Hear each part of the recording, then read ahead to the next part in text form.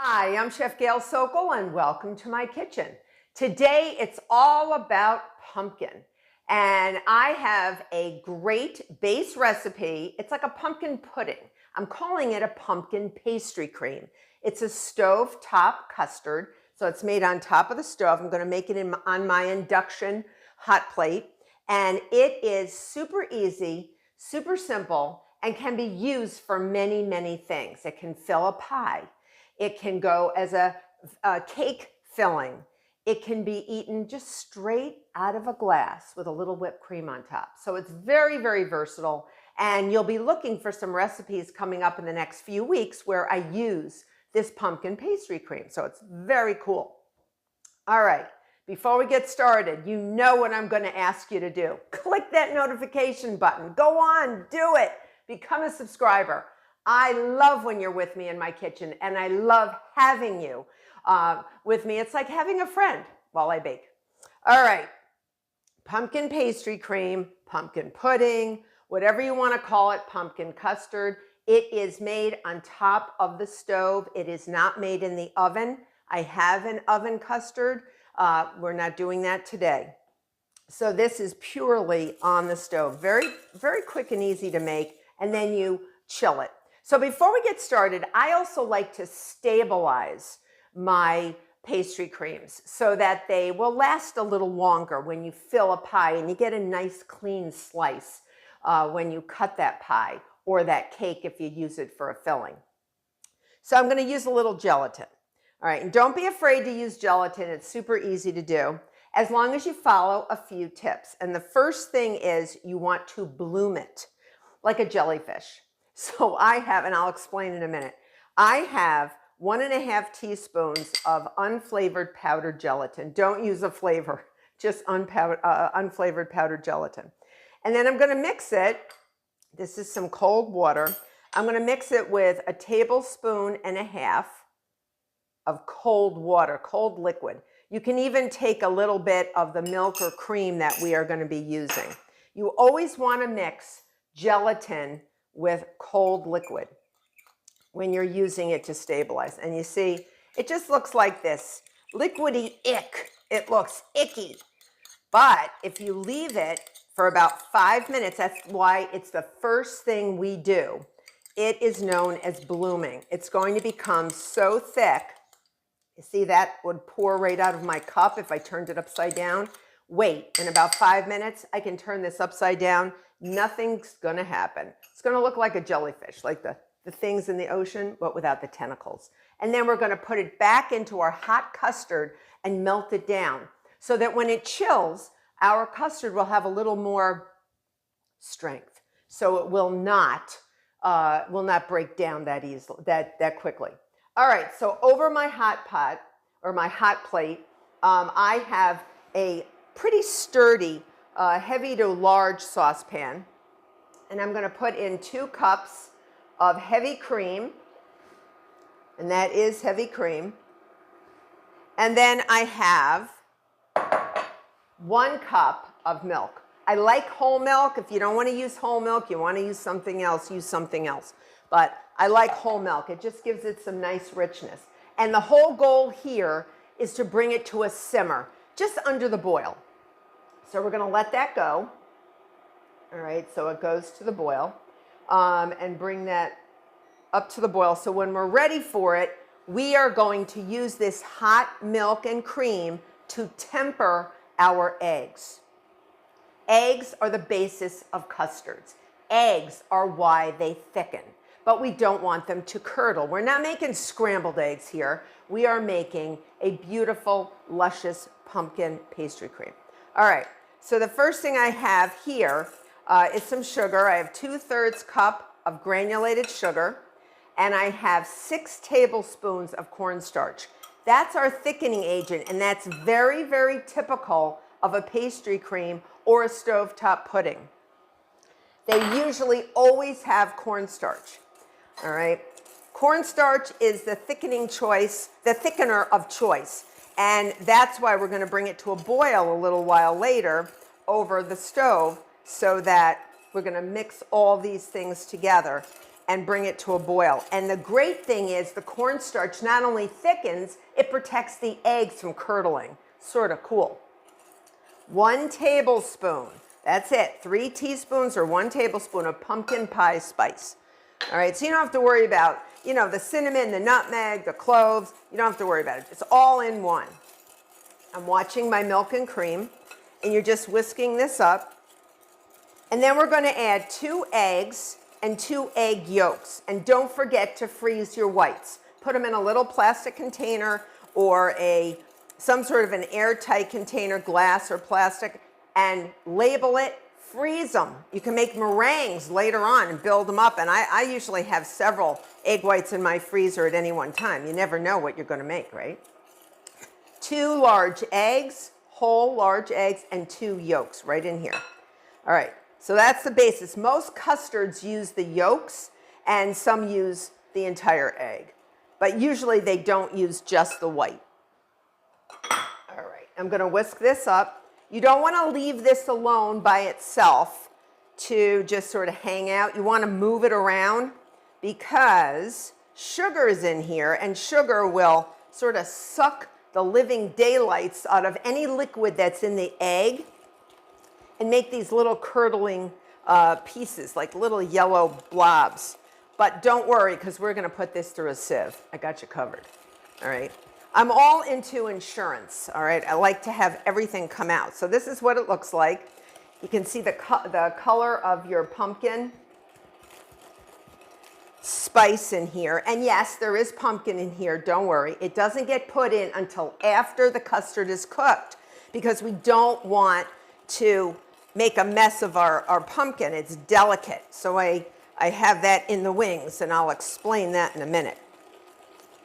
All right, so I whisk that up. I'm waiting for my cream and my milk to come to a boil, or just under a boil. A simmer is just under a boil, and if you bring it to a boil, you're going to see really, really rolling bubbles. We don't need that. We just need it almost bubbly, almost bubbly. So we're almost there. We're getting there. And then in the meantime, remember my jellyfish? I have my unflavored gelatin, my 1.5 teaspoons plus 1.5 tablespoons cold water. Look at that. Not going anywhere. It is like a jellyfish.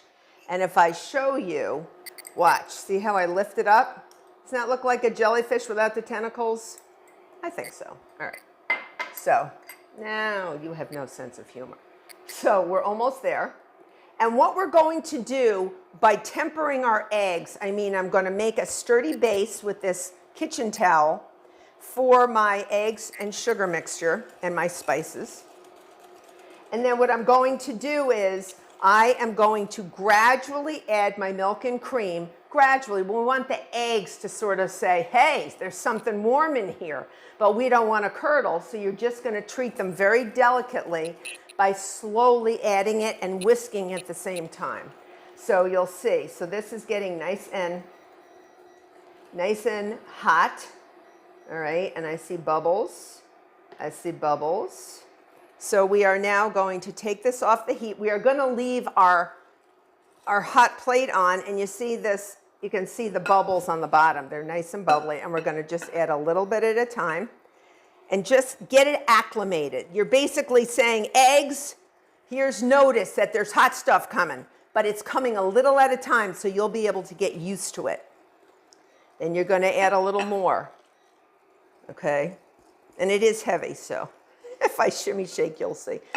So it's a little heavy, but add a little more. Keep adding a little more, all right? But whisk as you do it because you don't want to curdle your eggs. We don't want curdled eggs. And then you can add the rest of it. And then what I do is I'm going to wipe down the sides of my pot. I'm going to put it back on here. And I'm going to take my uncooked custard now, and I'm going to put it right back into the same pot. And we're not going to use this bowl again because you don't want to, because it's got raw eggs in it. So it's going to go right into my sink, away from anything cooked. And I have a new whisk, and I am going to get I'm going to whisk this until it gets nice and bubbly. So it's going to almost come to a boil.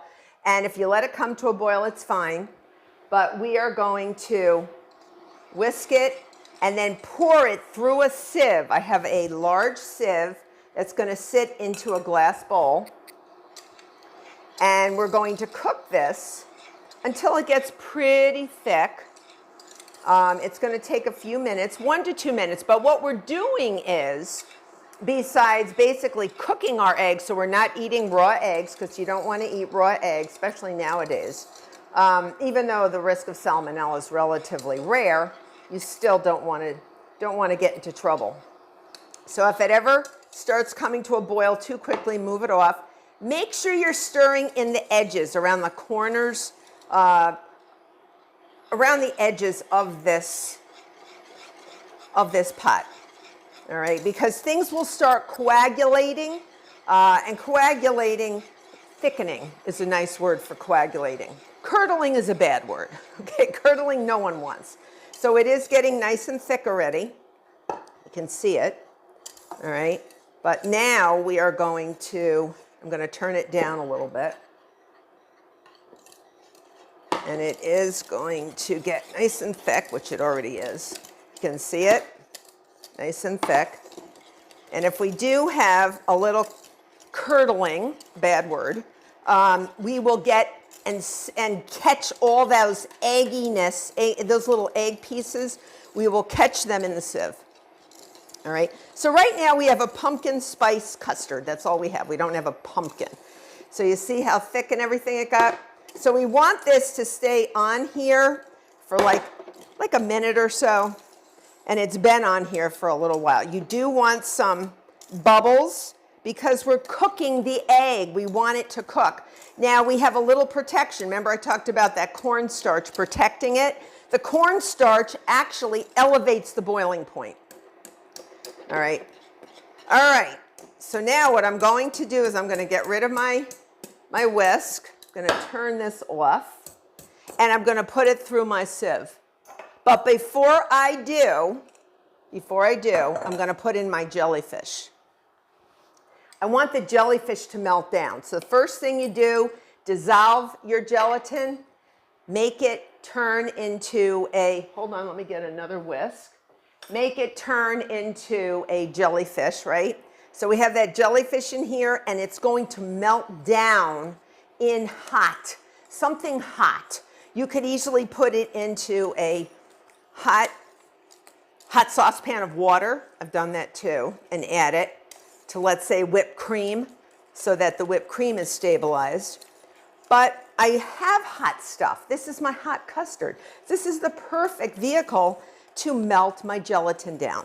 So I'm just melting it, and then we don't want to put it through a sieve until the gelatin is nice and melted. And you can see this is a beautiful custard, very nice, but you want that gelatin to be completely melted down. All right, now we're going to get our sieve put over our bowl, and I am going to get my rubber spatula and put it through here. All right, you can see. And this makes about 4 cups, about a quart of your custard. So this is enough to fill a nice big pie. If you want to make like a pumpkin pie, pumpkin cream pie. So this is not your typical pumpkin pie, but if you're looking to make like a pumpkin cream pie, you know, slathered with whipped cream, this would be your pastry cream to make it with. All right, so I'm going to get all that out, and then we're going to push to get our pumpkin pastry cream out of here. All right, keep pushing. It's coming. It's coming. It's hot and it's coming. Now, once all of this is pushed out, you're going to put in 1 cup of canned pumpkin. Do not buy the mix where it says pumpkin pie mix in a can. Don't buy that. Okay, you want solid pumpkin, so 1 cup. And you may have a few of your eggy bits in here because eggs do coagulate. And they can curdle over high heat. And I was bringing it to a boil in spite of the fact that we had our insurance of cornstarch. And it looks beautiful, okay?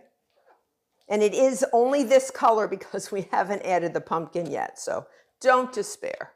It's going to look beautiful. And you just push it through.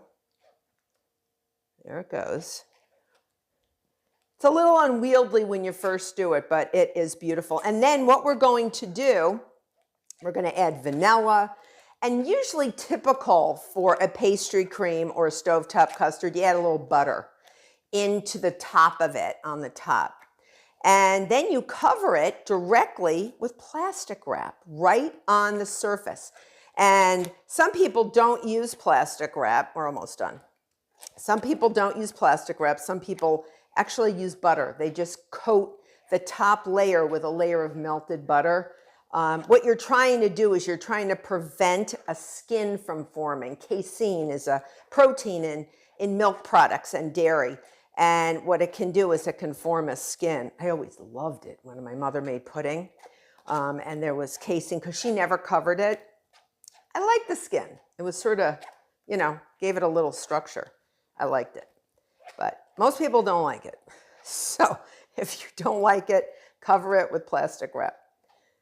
All right, so get that in there. All right, we are good. We are good. And put that in there. I am going to get another rubber spatula, and I'm telling you because that may have some coagulated egg or whatever that didn't go through, and I just don't want it on our beautiful smooth custard. So 1 cup of pumpkin, canned pumpkin, straight from the can. You don't have to do anything with it or cook it. All right. 2 teaspoons of pure vanilla extract. That really gives it a really nice flavor. And then I'm going to add 3 tablespoons of unsalted butter that I have sort of let stay at room temperature. And then I cut it up in little bits. So you want to make sure that melts. And that's it. That's your custard. And like I said, this is something that you can fill.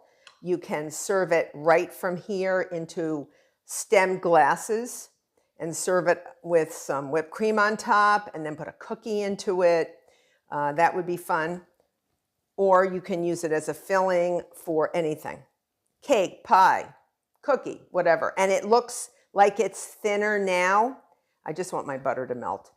If looks thin now, it thickens in the fridge. So not only do we have the cornstarch in there, but we also have gelatin. So the gelatin stabilizes by cooling. When it cools, that's when it does its thickening. It's big thickening, but it's got to be throughout by being melted down. First, it's got to be bloomed, melted down, and then refrigerated. So I just want my butter is still cold. So it's still not melting. So I'm just going to let that melt. There we go. Okay. Those bits will melt. Delicious. And I'm going to cover this. And I'm not covering the bowl. I'm covering the pudding. So this is the part you want to go right in. You're preventing that skin of casein from forming. This is what you want to do. And it's a little tricky because sometimes the plastic wrap sticks.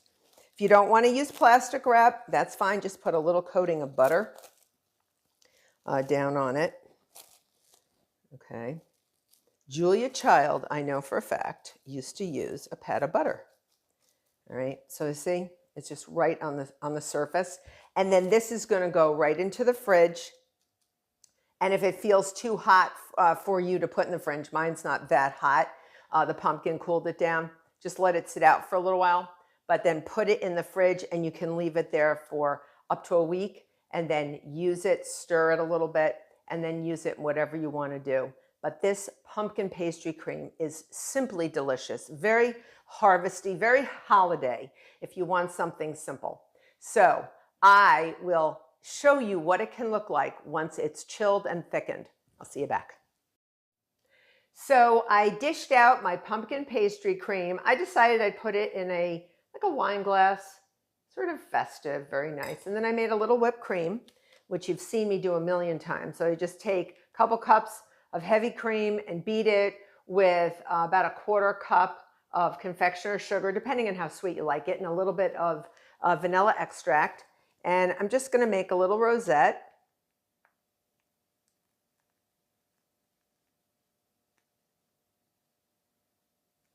And that, I think, looks very festive for a holiday dinner or a holiday brunch or just a treat for yourself and your family. So I hope you make this pumpkin pastry cream. It's well worth it, and it's absolutely delicious. Hope you become a subscriber. Till next time.